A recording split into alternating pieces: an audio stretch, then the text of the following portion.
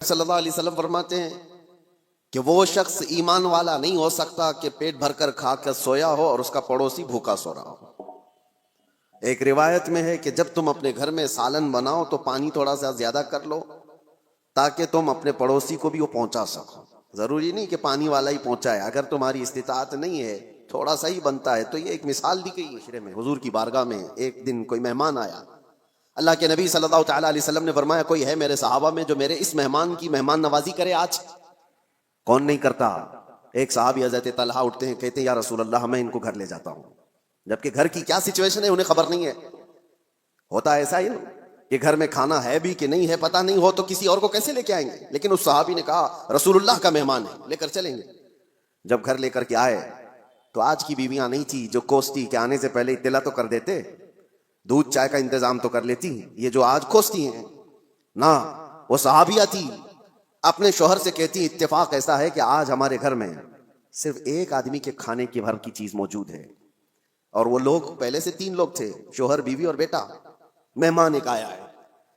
تو حضرت طلحہ گھبرائے اور کہا صرف ایک آدمی کھا سکتا ہے اور ہم 4 لوگ ہیں، کیا کیا جائے؟ رسول اللہ کا مہمان ہے۔ وہ صورت نہیں ہے کہ یہیں سے باہر سے مصافحہ کر کے بھیج دیا جائے۔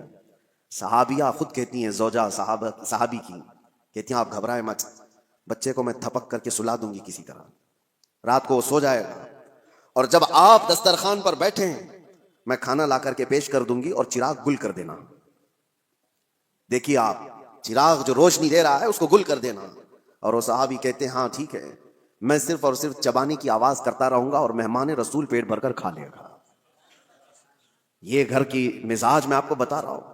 کھانا رکھا گیا اور جیسی کھانا آیا چراغ گل ہو گیا، اور مہمان کو کہا گیا کہ آپ کھاتے رہو، چراغ جلنے تک وقت لگ جائے گا، اور یہ صحابی صرف اور صرف اپنا منہ چلاتے رہے تاکہ مہمان کو لگے کہ میں بھی کھا رہا ہوں۔ ایک لقمہ بھی نہیں کھایا بلکہ پورا اس مہمان کو کھانے دیا۔ جب پیٹ بھر کر وہ کھا لیے تو تینوں گھر کے افراد بھوکے سوئے رہے، اور اللہ کے نبی کا یہ مہمان جو ان کے گھر کا بھی مہمان تھا پیٹ بھر کر کھایا اور سویا۔ صبح فجر میں یہ صحابی اٹھ کر کے حضور پاک صلی اللہ تعالیٰ علیہ وسلم کے دربار میں حاضر ہیں، مسجد میں آئے ہیں۔ اس سے پہلے کہ وہ آتے میرے آقا مسکرا کر استقبال کے لیے کھڑے ہیں اور فرماتے ہیں طلحہ تم نے کیا مہمان نوازی کی کہ اللہ تعالیٰ سلام بھیج رہا ہے، کیا مہمان نوازی کی کہ فرشتے اس پر رشک کرتے ہیں۔ عزیزان گرامی وقار، یہ انسانیت تھی جو رسول اللہ صلی اللہ تعالیٰ علیہ وسلم نے معاشرے میں صرف اور صرف پھیلائے نہیں، پلایا تھا، پلایا تھا۔ آقا کا وہ واقعہ اکثر بیان بھی ہوتا ہے کہ ایک جنگ ایسی بھی آئی کہ جس میں ایک صحابی وہ کہتے ہیں میں زخمیوں کو پانی پلاتا تھا، جو زخم کھا کر کے گر جائے اس کو میں اپنے مشکیزے سے پانی پلاتا۔ ایک جگہ پر ایک صحابی زخم کھا کر گر گئے اور ان کا آخری وقت لگ رہا تھا، میں پانی لے کر ان کے پاس گیا، وہ العطش العطش کہہ رہے تھے، پیاس پیاس، مگر جب قریب پہنچا تو کسی اور زخمی کی آواز آئی، تو اس صحابی نے کہا میرے اس بھائی کو پہلے پلاتا ہوں، تمہارے پاس پانی تھوڑا سا ہے اس کو پلاتا ہوں۔ یہ صحابی کہتے ہیں میں دوسرے کے پاس گیا تو ایک تیسرے کی آواز آئی، دوسرے نے بھی کہا کہ جاؤ مجھ سے پہلے اس کو پلاتا ہوں۔ تیسرے کے پاس گیا تو وہاں جاتے وقت یہ صحابی کہتے ہیں ان کا انتقال ہو گیا، وہ پی نہ پائے۔ میں پلٹ کر کے آیا کہ ان دونوں کو پلا دوں تو واپس آ کر دیکھا تو ان دونوں کی بھی جان جا چکی تھی، ایک دوسرے کے لیے انہوں نے پانی تک نہیں پیا۔ یہ معاشرہ تھا اسلام کا، اور رسول اللہ صلی اللہ تعالیٰ علیہ وسلم نے جو انسانیت کے اعلیٰ اقدار اپنے صحابہ میں پیدا کیے تھے۔ برادران ملت اسلامیہ، السلام علیکم ورحمۃ اللہ وبرکاتہ۔ الحمد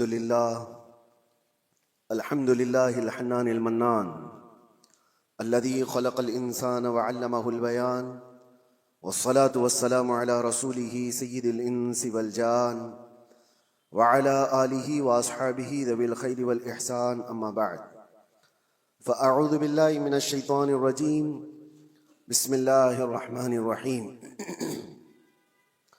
ليس البر أن تولوا وجوهكم قبل المشرق والمغرب ولكن البر من آمن بالله واليوم الآخر والملائكة والكتاب والنبيين وآتى المال على حبه ذوي القربى واليتامى والمساكين وابن السبيل والسائلين وفي الرقاب وأقام الصلاة وآتى الزكاة والموفون بعهدهم إذا عاهدوا والصابرين في البأساء والضراء وحين البأس أولئك الذين صدقوا وأولئك هم المتقون صدق اللہ العظیم۔ بارگاہ رسالت معاب صلی اللہ علیہ وسلم میں درود پاک کا ہدیہ پیش کریں۔ اللہم صلی علی سیدنا محمد معدن الجود والکرم وآلہ واصحابہ الکرام وابنہ الکریم وبارک وسلم صلاة دائمة سرمدا ابدا۔ عزیزان گرامی وقار، سب سے پہلی چیز انسان کو جو سیکھنی چاہیے وہ انسانیت ہے۔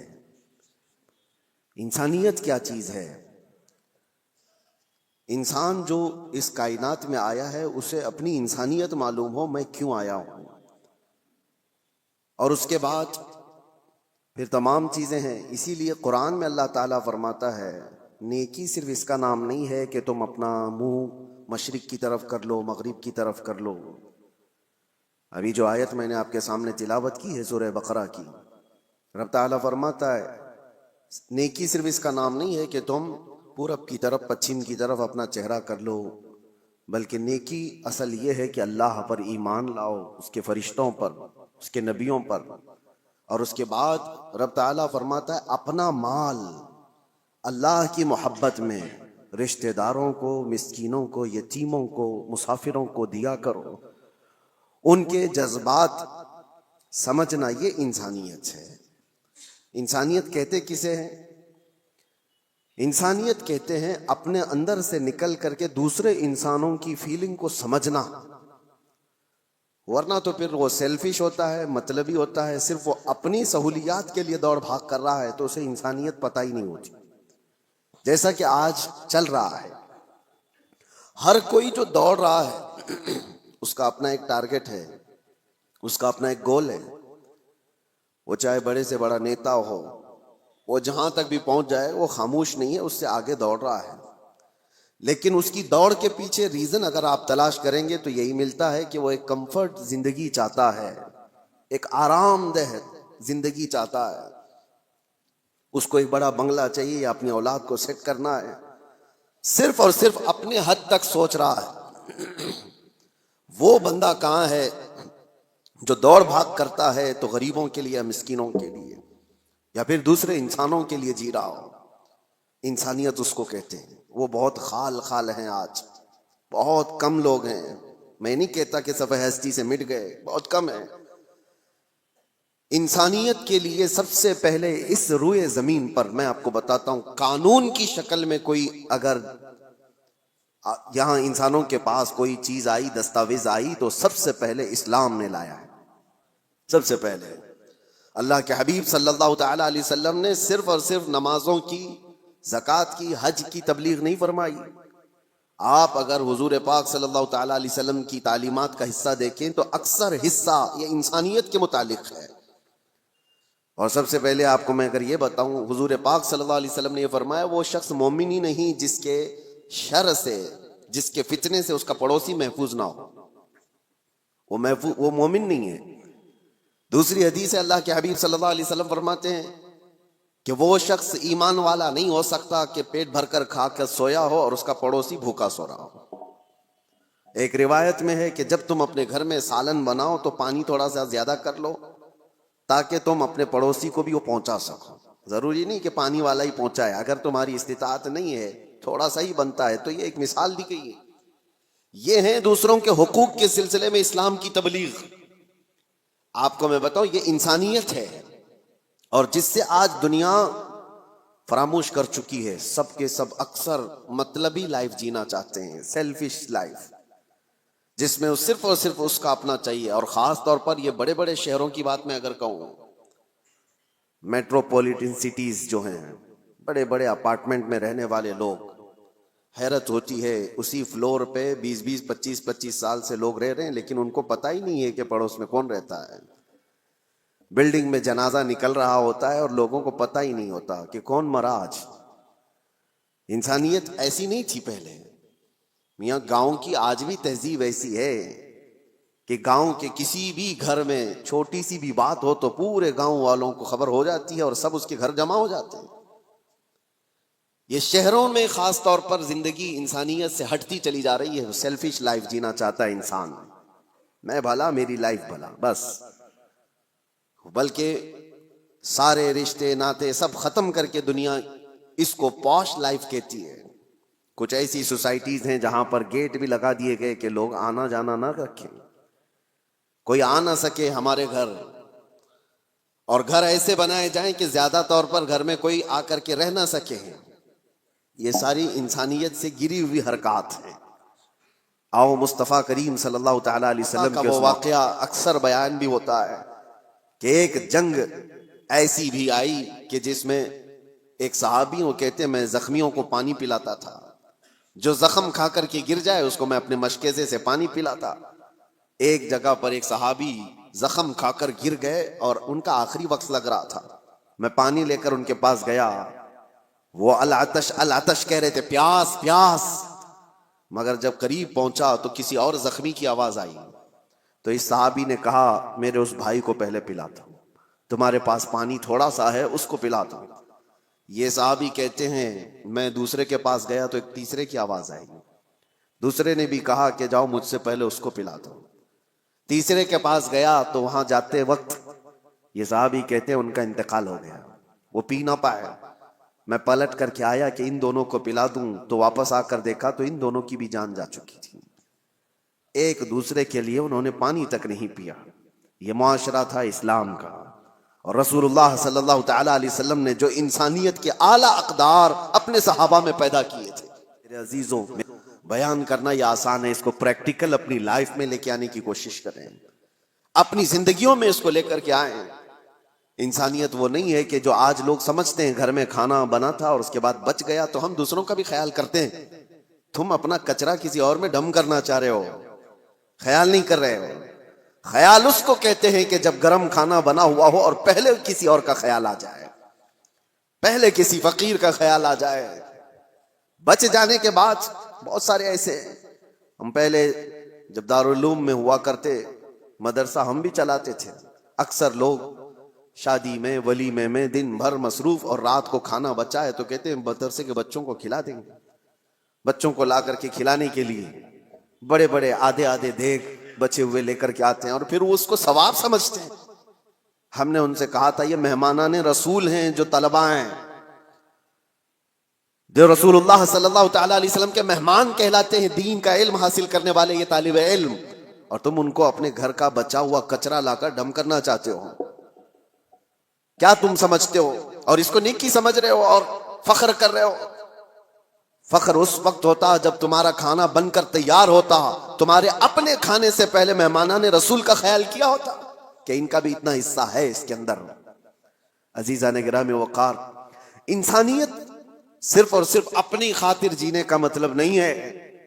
انسان جیے تو اللہ تبارک و تعالیٰ کی اس مخلوق کے لیے, اور اسی لیے اللہ کے حبیب صلی اللہ تعالیٰ علیہ وسلم کی وہ حدیث میں آپ کو سنا دوں تاکہ زندگی جینے کا آپ کو سلیقہ ملے.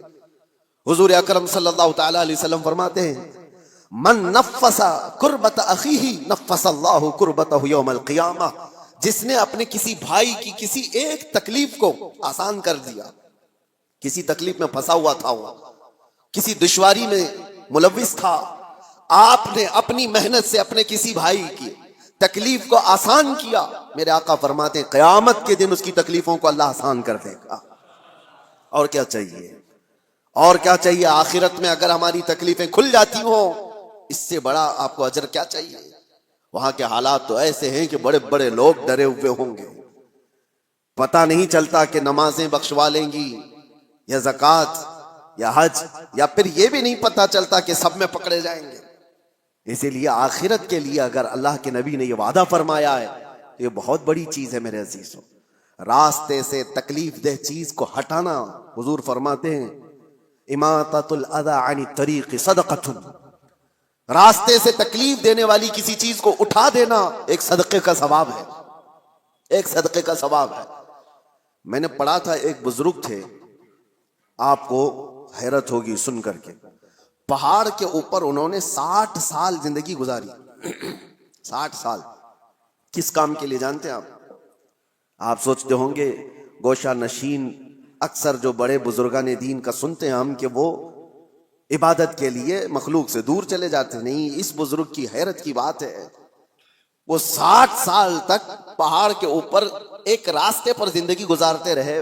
کس لیے؟ ان سے کسی نے پوچھا تھا، پہاڑوں پر جو راستہ ہو کر گزرتا ہے، گھوڑے دوڑتے ہوئے آتے تھے، تو اکثر آپ نے دیکھا ہوگا آج بھی جو پہاڑوں کے راستے ہوتے ہیں، گھاٹی کے راستے جن کو کہتے ہیں، بہت اس کے اندر ٹرن ہوتے ہیں، وہ سیدھے راستے ہوتے نہیں ہیں، بہت زیادہ اس کے اندر پیچ ہوتے ہیں. وہ بزرگ ایک ایسی جگہ پر اپنی جھوپڑی لگائے ہوئے تھے جس کے پیچھے پوری کھائی تھی اور سامنے سے راستہ تھا، اور وہ ایک ڈینجر جگہ تھی. وہ کہتے ہیں کہ وہ صرف انہوں نے 60 سال وہاں پر اس لیے گزارے کہ آنے والا جو بھی مسافر آتا اس کو سامنے کی کھائی دکھتی نہیں، اور کئی مرتبہ گھوڑے چھلانگ لگا کر ادھر چلے جاتے تھے، وہ کھائی کی طرف چلے جاتے تھے. اس کھائی کے پاس جیسے آج ڈیوائیڈر ہوتا ہے، آج تو بہت کچھ سیفٹی کے لیے چیزیں بنا دی گئی ہیں، یا کھمبا رکھ دیا گیا ہے نشانی کے طور پر کہ یہاں سے ٹرن ہے. اس وقت اس بزرگ نے 60 سال صرف اس لیے گزارے کہ آنے والے مسافروں کو ہم راستہ ٹرن کر دیں، اشارے سے وہ بتا دیتے کہ یہاں پر راستہ ختم ہے، تم یہاں سے موڑ لو.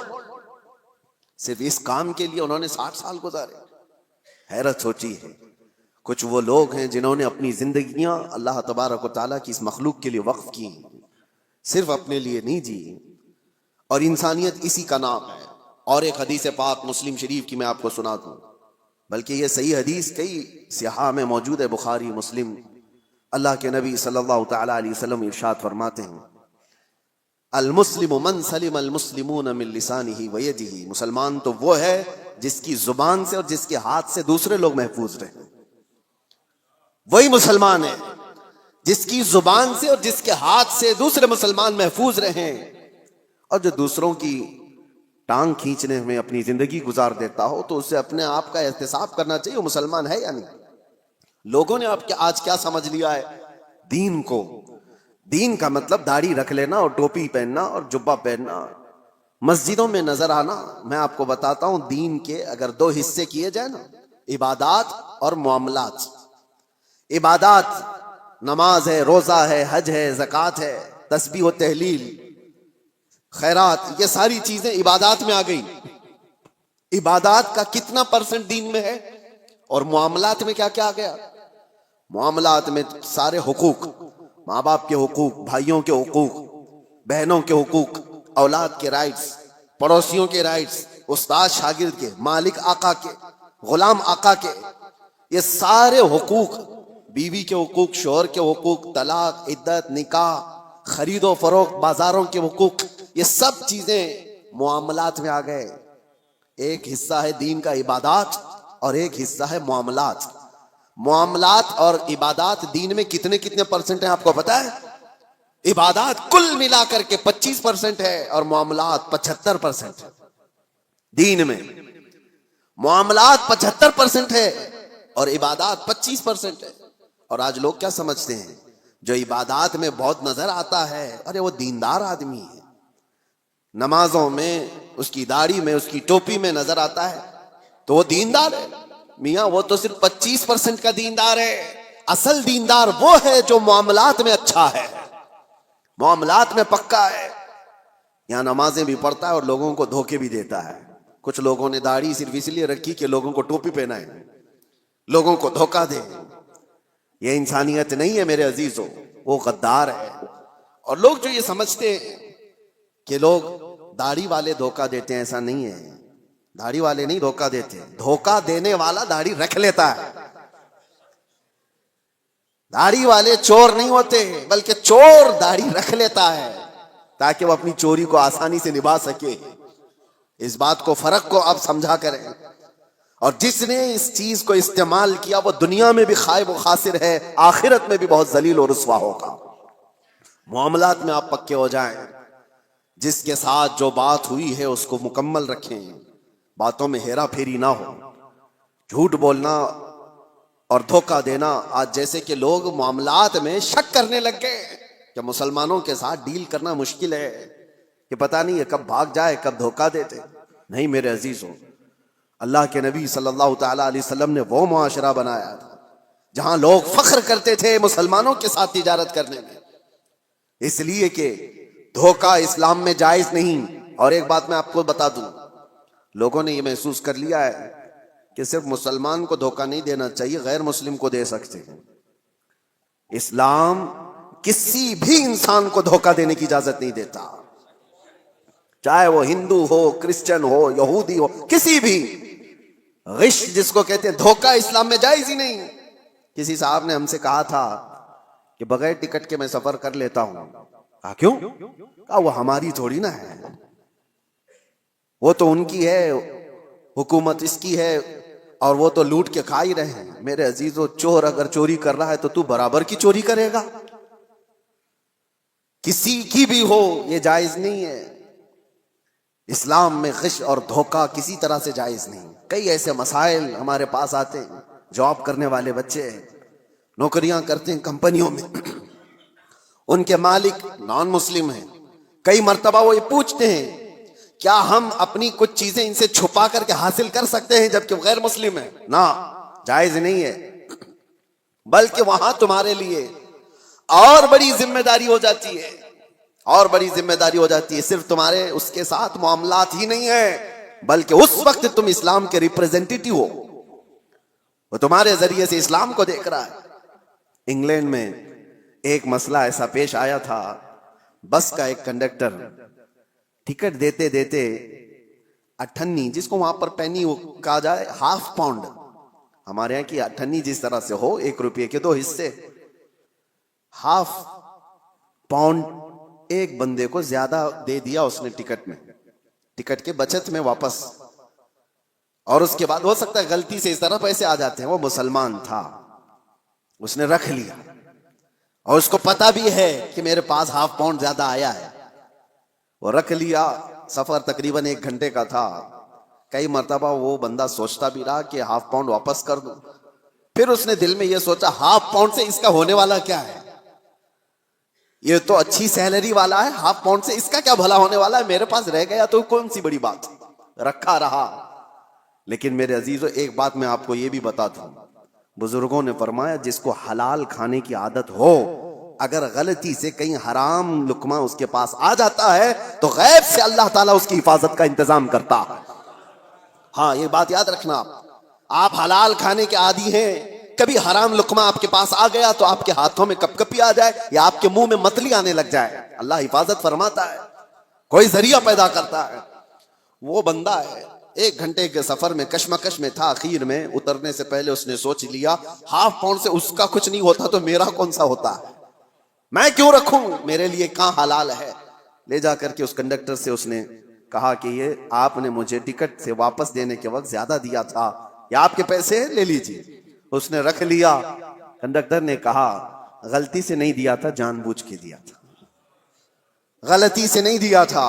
میں جانتا ہوں تو مسلمان ہے، اور میں پچھلے کئی سالوں سے اسلام کو پڑھ رہا ہوں، اس کی امانتوں کو پڑھ رہا ہوں، اور آج میں دیکھنا چاہتا تھا کیا اسلام کا وہ اثر آج بھی باقی ہے. تو نے واپس کر کے اپنے اسلام کا وہ اثر مجھے دکھا دیا. میرے عزیزو، آپ صرف یہ نہ سمجھیں کہ معاملات میں صرف آپ ہیں اور سامنے والا ہے. آپ اسلام کے ترجمان ہیں، اس وقت اسلام کے ایمبیسیڈر ہیں، آپ اس وقت اسلام کے ریپریزنٹیٹیو ہیں، میرے آقا کے اخلاق کے علمبردار ہیں. دنیا آپ کو دیکھ کر کے اسلام سیکھنا چاہتی ہے، آپ کو دیکھ کر کے اسلام کو سمجھنا چاہتی ہے. کتابوں سے پڑھا ہوگا، عمل سے سمجھ جاتے ہیں. اس لیے اپنے معاملات کو صحیح کرو. جو بات میں عرض کر رہا تھا وہ انسانیت کی. انسانیت اسلام نے جو سکھائی ہے، میں چیلنج کے ساتھ کہتا ہوں پوری کائنات میں اس کا مثیل، اس کی نظیر نہیں لا سکتے، نہیں لا سکتے. اللہ کے نبی صلی اللہ تعالی علیہ وسلم نے انسانوں کے احترام کے لیے ہی تو بیان فرمایا. اس مکہ میں جہاں بیٹیوں کو مار دیا جاتا تھا، لڑکیوں کو دفن کر دیا جاتا تھا، اللہ کے رسول صلی اللہ تعالی علیہ وسلم نے وہ انقلاب نہیں پیش کیا کہ ایک بیٹی بھی اگر تم نے پال کر کے اس کی شادی کر دی، حضور فرماتے میری شفاعت اس پر واجب ہے، وہ جنت کے لیے میرے پاس آئے. بچیوں کے حقوق کو بڑھایا، ماں اور بہنوں کے حقوق کو میرے آقا صلی اللہ تعالی علیہ وسلم نے کیسے بیان فرمایا. پہلے بہنوں کے حقوق نہیں دیے جاتے تھے، اور شریعت میں آج ان کا حصہ ہے. بہت سارے مسلمان آج مطلب پرست ایسے ہو گئے، مال زیادہ آ گیا، باپ کی طرف سے وراثت ملی تو اس پر ناگ سانپ کی طرح بیٹھ گئے اپنی بہنوں کا حصہ مار کر کے. اور وہ یہ کہتے ہیں بہنوں کی تو ہم نے شادی کر دی تھی نا، اس میں تو لاکھوں خرچہ ہوا تھا۔ ارے وہ کھانا کھلائی ہوئی چیز کو تم انگلی ڈال کر کے الٹی کروانا چاہتے ہو؟ کسی بہن کی شادی کروانا یہ وراثت کی حصوں میں سے اس کو ڈیڈکٹ نہیں کیا جائے گا، وہ تو تمہارا اخلاقی فریضہ تھا جو تم نے ادا کر دیا، وہ تمہاری اخلاقی ذمہ داری تھی جو تم نے ادا کیا۔ بہنوں کا حصہ ماں باپ کی وراثت میں سے جتنا قرآن نے بتایا ہے اتنا دو، ورنہ قیامت کے دن ایک بالشت زمین کے بدلے 7 زمین و آسمان کا توق بنا کر اس کے گلے میں ڈالا جائے گا، وہ اٹھا نہیں پائے گا اور بہت بڑے عذاب میں مبتلا ہوگا آخرت میں، بہت بڑے عذاب میں۔ تم کتنے دن کے لیے حاصل کر رہے ہو بہنوں کے حقوق مار کر کے؟ لوگ یہ سوچتے ہیں اور ویسی باپ جب مرا ہوتا ہے تمہاری بھی عمر 40 کے آس پاس ہو رہی ہوتی ہے اکثر۔ بچے کتنے تمہاری زندگی کے؟ 15-20 سال۔ ان 15-20 سالوں میں اپنی بہنوں کے حقوق لے کر بیٹھ جاتے ہو، کیا تمہارا حاصل ہوا آخرت کے عذاب کے علاوہ؟ اللہ تعالیٰ نے قرآن میں جو بیان فرمایا اس کو پورا ادا کرو۔ لوگ یہ سمجھ بیٹھے کہ جس کا جتنا آ جائے وہ ہمارا ہے، یہ اسلام نہیں ہے۔ 40 سال تک بھی اگر تمہارے پاس کوئی اس کا مانگنے والا نہ آیا تب بھی وہ مال تمہارا نہیں ہے۔ حدیث پاک ہے، میں آپ کو صرف اور صرف اس کی ایک جھلک بتا دوں۔ حضور پاک صلی اللہ تعالیٰ علیہ وسلم نے فرمایا کہ بنی اسرائیل کا ایک شخص، بنی اسرائیل میں 3 لوگ ایسے تھے جو ایک پہاڑ کی چٹان کھسک آنے کی وجہ سے غار میں پھنس گئے۔ وہ تو پناہ لینے کے لیے رکے تھے اور ایک چٹان آ کر غار کے منہ پر گر گئی، پھنس گئے، وہی قبر بن گئی۔ رونے لگے، گڑ گڑانے لگے، کوئی ان کے پاس آسرا نہیں تھا کہ نکل جائیں۔ تینوں نے یہ طے کیا کہ ہم دعا کرتے ہیں اللہ کی بارگاہ میں، ہو سکتا ہے اللہ تبارک و تعالیٰ دعاؤں کے ذریعے سے اس پہاڑ کی چٹان کو ہٹا دے۔ تو تینوں نے کہا اپنی اپنی نیکیاں یاد کرو جو زندگیوں میں کی گئی تھی۔ یہ صحیح حدیث ہے، میں آپ کو بتا رہا ہوں کون سی چیزیں اللہ کی بارگاہ میں مقبول ہیں۔ اس میں سے ایک بندہ اللہ کی بارگاہ میں سجدہ ریز ہوا، اس نے کہا اے اللہ تو جانتا ہے میں اس وقت تک گھر میں کھانا نہیں کھاتا تھا جب تک اپنی ماں کو نہیں کھلا دیتا تھا۔ اس کی بوڑھی ماں تھی، ایک رات وہ آیا اور بچے بھوکے تھے، اس وقت بچے باپ سے لپٹ گئے کھانے کے لیے۔ وہ بندہ کہتا ہے اس وقت بھی جب شدت سے مجھے بھوک لگی تھی میرے بچوں کو، سب سے پہلے میں اپنی بوڑھی ماں کو چبا کر کے کھلایا، پھر بچوں کو کھلایا۔ اے رحمان اگر تجھے یہ ادا پسند آئی ہو میری زندگی کی تو اس پہاڑ کی چٹان کو ہٹا دے۔ پہاڑ کی چٹان تھوڑی کھسک گئی لیکن اتنی نہیں کہ وہ لوگ نکل سکتے۔ دوسرے نے سجدہ کیا اور اللہ کی بارگاہ میں دعا کیا، اے رب العالمین تو بہتر جانتا ہے میں اپنے چچا کی بیٹی کا عاشق تھا اور ہمارے درمیان محبت چلتی تھی۔ ایک دن ایسا آیا کہ سارے لوگ چلے گئے اور ہم دونوں تنہا تھے۔ ایک عاشق اور معشوقہ دونوں کسی جگہ تنہا ہو جائیں تو شیطان تیسرا آ ہی جاتا ہے۔ دونوں کہتے ہم گناہ کا پورا ارادہ کر لیے تھے، کوئی نہیں تھا، مگر میرے اس چچیری بہن نے مجھ سے کہا کہ ڈرو اللہ دیکھ رہا ہے، ہم تنہا نہیں ہیں۔ اور اس دن سے آج تک اے رب العالمین میں نے اپنے جسم کو گناہ کے دھبے لگنے سے بچا رکھا ہے۔ موقع تھا گناہ کا مگر تیرے خوف سے میں نے گناہ نہیں کیا۔ اس نیکی کو اس نے وسیلہ بنایا تو چٹان کھسک گئی۔ تیسرا جو بندہ تھا جو مجھے بیان کرنا ہے آپ کے سامنے، جو میرے ٹاپک ہے، جو ہمارا آج کا عنوان ہے، تیسرا بندہ وہ کہتا ہے کہ اے رب العالمین تو جانتا ہے کہ میں مزدوروں کو اپنے ہاں کام کے لیے رکھتا تھا، کام کراتا تھا، زمینوں کا مالک تھا۔ ایک مزدور ایسا بھی آیا میری زندگی میں کہ اس کی ماہانہ تنخواہ دی جانی تھی لیکن اس سے پہلے وہ غائب ہو گیا۔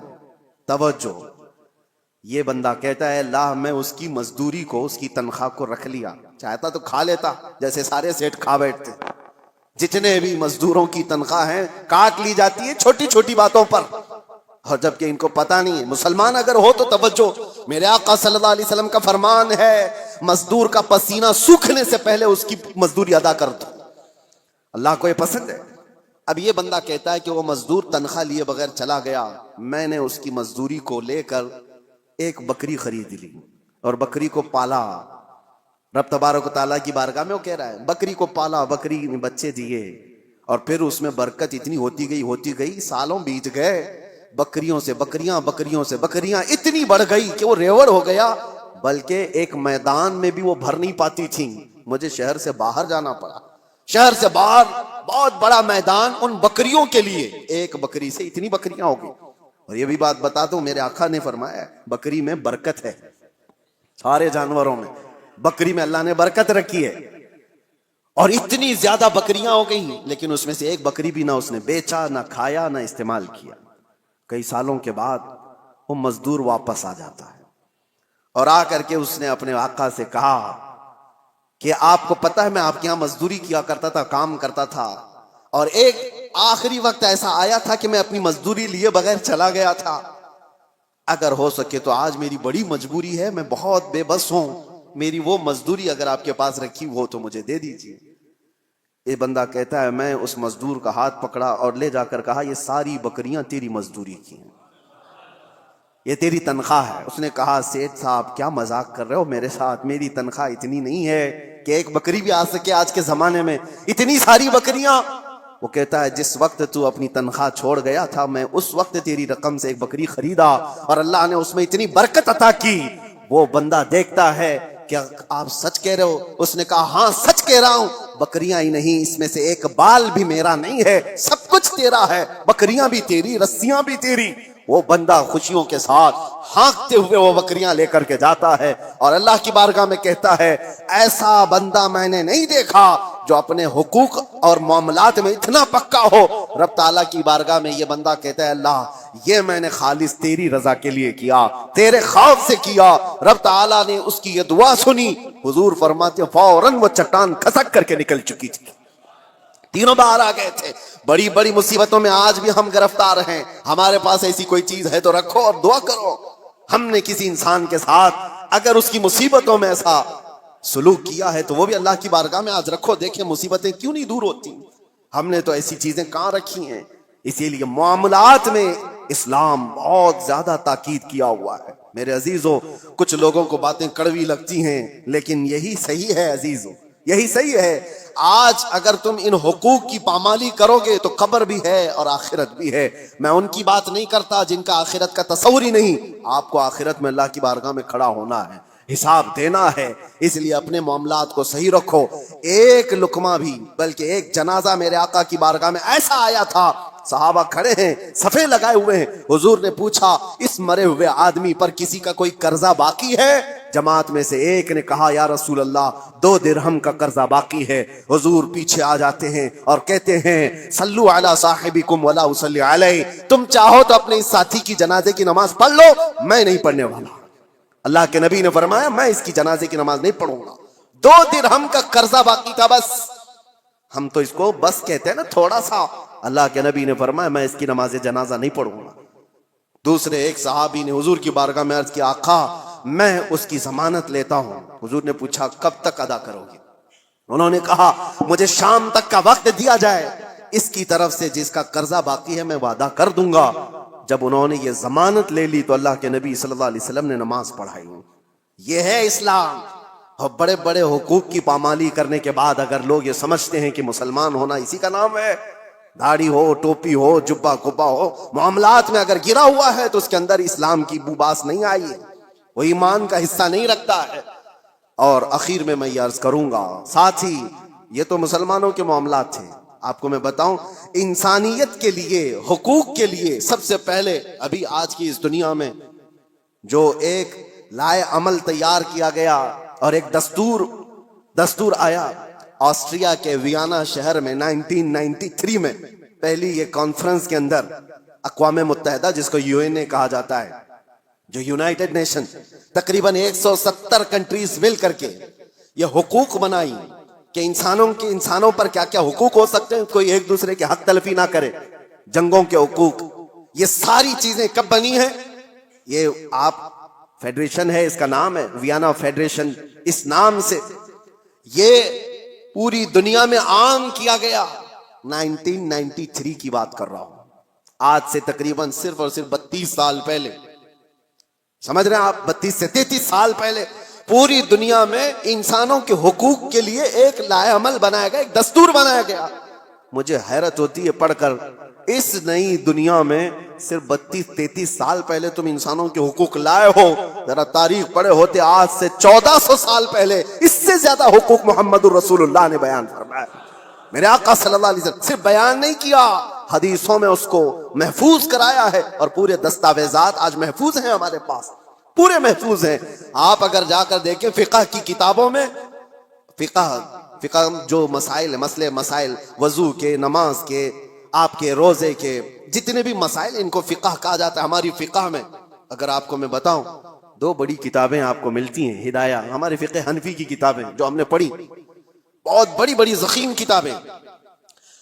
ایک کتاب کے اندر وضو سے لے کر کے نماز، روزہ، حج، زکوٰۃ سارے مسائل آ گئے، اور دوسری ایک پوری جلد ہے جس میں صرف اور صرف خرید و فروخت کے مسئلے ہیں، صرف اور صرف معاملات، سب جو میں نے ابھی بیان کیا آپ کو میں بتا رہا ہوں اسی لیے کہ اتنے محفوظ دستاویزات حق حقوق کے لیے کسی کے ہاں نہیں ہیں۔ آج قوانین بنے ہیں کہ ایک مال دوسرے سے خریدو تو اس کے کیا کیا حقوق ہیں، جبکہ 1400 سال پہلے میرے آقا صلی اللہ علیہ وسلم نے حقوق کیسے بیان کیے کہ اگر تم نے کسی جگہ پر جا کر کے مال خریدا تو اس کے کتنے حق ہیں، کہ تمہیں کتنے میں لینا ہے، اس کو کتنے میں دینا ہے، یہ بھی ربح فاسد نہیں ہوگا، غلہ جمع کر کے نہیں رکھے گا کہ جب لوگوں کے پاس مال کی قلت آئے تو نکالے گا۔ یہ سارے حقوق کے سلسلے میں اسلام پہلے سے بیان کیا ہوا ہے۔ یہاں تک کہ ایک مشہور آپ کو بات بتا دوں، مشہور منگنی کے سلسلے میں آپ لوگ سوچتے ہوں گے یہ منگنی کیا ہوتی ہے، شادی سے پہلے ایک انگیجمنٹ کا جو رسم ہے، اسلام میں اس کا کیا کانسیپٹ ہے، کیا تصور ہے، منگنی کیوں کرتے ہیں؟ اسلام میں ایک مسئلہ ہے، توجہ، کوئی مال میں خریدنے کے لیے گیا، مثال کے طور پر ایک قالین مجھے خریدنی تھی، میں نے صاحب مال سے یعنی دکان والے سے اس کی قیمت لگائی، اس نے کہا یہ 1000 روپے کی، ابھی ہماری بات چیت چل رہی ہے، دوسرے صحابہ آئے اور انہوں نے اس کی بولی لگا دی۔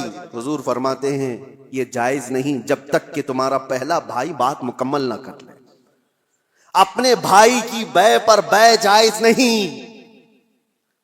سمجھ میں آ رہی ہے آپ کو بات؟ مسئلہ ہے یہ شریعت کا، میں اگر خرید رہا ہوں تو دوسرا اس میں گھس کر کے نہ خریدی کی بات نہ کرے جب تک میری ڈیل مکمل نہیں ہو جاتی، یا تو میں چھوڑ دوں یا تو میں لے لوں نکل جاؤں، اس کے بعد دوسرے کا حق ہے۔ یہ اسلام کا مسئلہ ہے، یہی کانسیپٹ ہے منگنی کا۔ منگنی کیوں کی جاتی ہے؟ کسی لڑکی کو آپ نے دیکھا، پیغام نکاح بھیج دیا اور لڑکی نے قبول کر لیا، شادی ابھی نہیں ہوئی، اور یہ اعلان کیا جا رہا ہے، اللہ کے نبی صلی اللہ علیہ وسلم نے فرمایا تمہارے بھائی نے کسی لڑکی کو نکاح کا پیغام بھیج دیا ہے تو اپنے بھائی کے پیغام پر پھر کوئی دوسرا آدمی پیغام بھیج نہیں سکتا، حرام ہے اس کے لیے۔ اب وہ اس کو پوچھ نہیں سکتا، کیونکہ جب تک ان کی ڈیل مکمل نہ ہو جائے، یا تو ٹوٹ جائے، ختم ہو گئی کہ نہیں کرنا ہے شادی، تو اس کے بعد نئے سرے سے اگر کوئی چاہے تو پھر اس کے پاس پیغام نکاح بھیج سکتا ہے، ورنہ جب تک کوئی مسلمان کسی عورت کے نکاح کے پیغام بھیجا ہوا ہے اس وقت تک دوسرا کوئی اس کو پیغام نکاح نہیں بھیج سکتا۔ یہ ہے حقوق اسلام میں، اتنا زیادہ محفوظ رکھا گیا ہے۔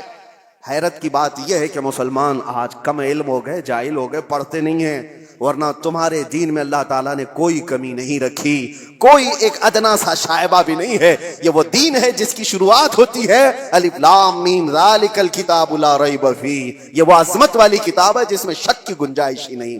آؤ میرے عزیزو، مصطفیٰ کریم صلی اللہ تعالیٰ علیہ وسلم کے قدموں میں اس دین سے بہتر دستور تمہیں کائنات میں کہیں نہیں ملے گا، اس سے بہتر زندگی تمہیں کہیں نہیں ملے گی۔ جانوروں والی زندگی یہاں نہیں ہے جو انسان کو آج فیشن کے نام پر اٹھا کر کے بازار کی زینت بنایا گیا ہے، بلکہ یہاں میں سچ بتاؤں لوگوں نے میٹل تو بنا کر ترقی کی ہوگی، ایروپلین تک بنایا ہوگا، کمپیوٹر بنایا ہوگا، موبائل بنایا ہوگا، لیکن مدینے کے تاجدار نے انسان بنائے ہیں، انسان بنائے ہیں، اور انسان بنانا کائنات کا سب سے بڑا چیلنج ہے۔ میٹل سے تو کچھ بھی بنا لو گے، لیکن انسان کے اندر انسانیت ڈال کر اس کو اعلیٰ بنا دو، یہ بہت بڑے کمال کی بات ہے۔ اور یہ بات کہیں ملتی ہے امریکہ میں، یو کے میں، کہیں پر بھی جاؤ ان سے پوچھو بنے ہوئے انسان کہاں ہیں، ان کے پاس میٹل کی ترقیاں بہت ہیں، روح سے پر مغز کوئی انسان نہیں ملتا۔ ہاں انسان اگر کہیں بنائے گئے ہیں تو وہ تاجدار مدینہ کے دربار میں ابو بکر آئے تھے تو صدیق بنائے گئے ہیں، عمر آئے تھے تو فاروق بنائے گئے ہیں،